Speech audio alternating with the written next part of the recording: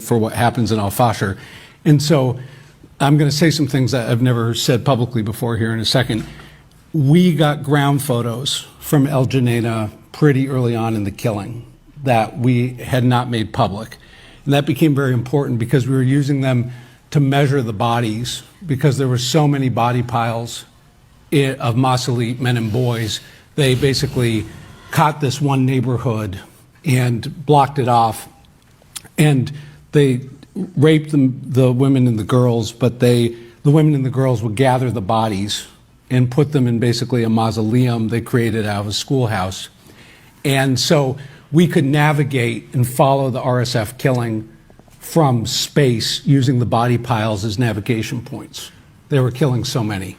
And so we got very good measurement that the average dead Masalit boy was 1.3 meters and dead Masalit man was 2 meters in 30 centimeter, very high resolution satellite imagery.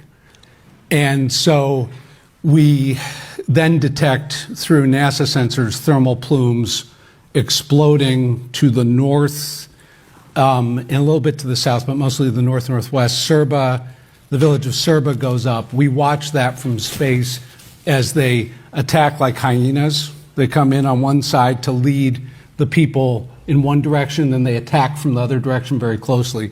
And so what I'm saying is we assessed at that point for the U.S. government that the RSF was using the fighting in the capital to finish the Darfur genocide, beginning with the Masalit.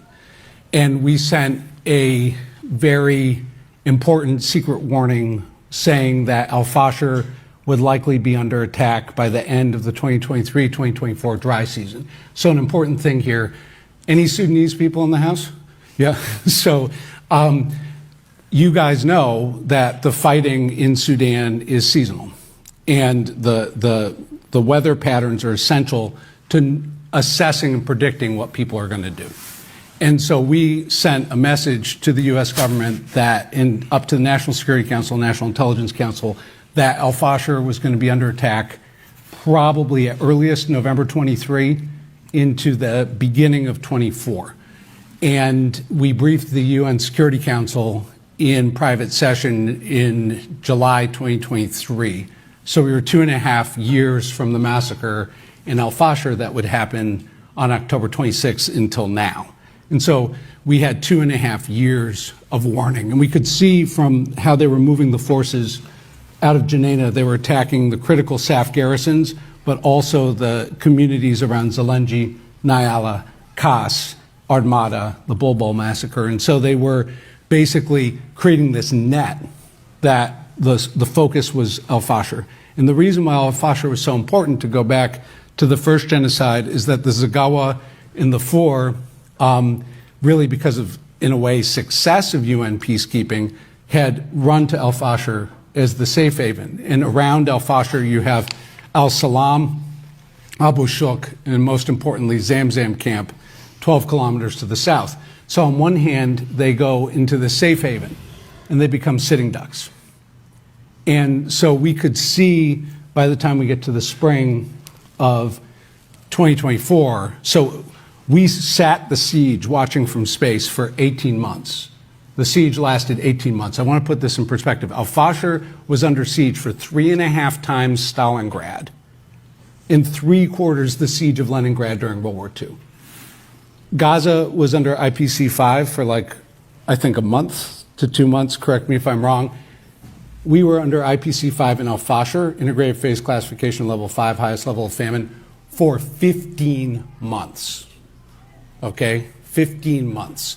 And now that the massacre has happened and the city has fallen to the RSF, the aid workers that we talked to, and this is a good lead-in to my friend, that those who have arrived in Tawila, which Nick mentioned, which is the last safe haven out of Al-Fashir, those very few that have arrived have one of the highest rates of malnutrition we have ever recorded in my knowledge as a humanitarian. And who arrived out of the massacre? It was women and unaccompanied minor children. Why? Because they were killing the men and boys at a berm.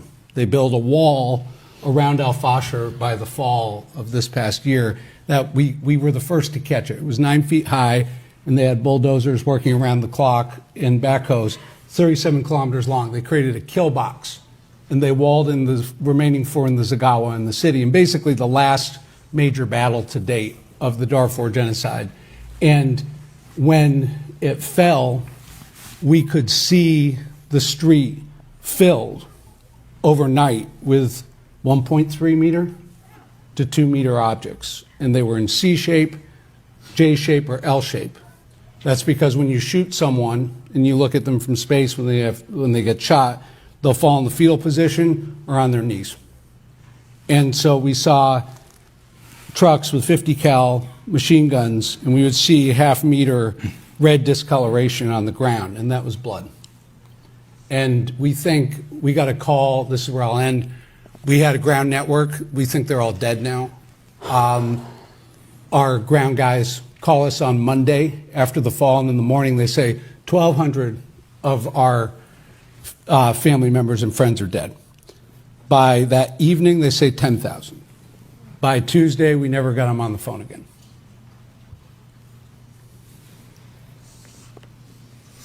Thank you, Nathaniel. And I'm sorry for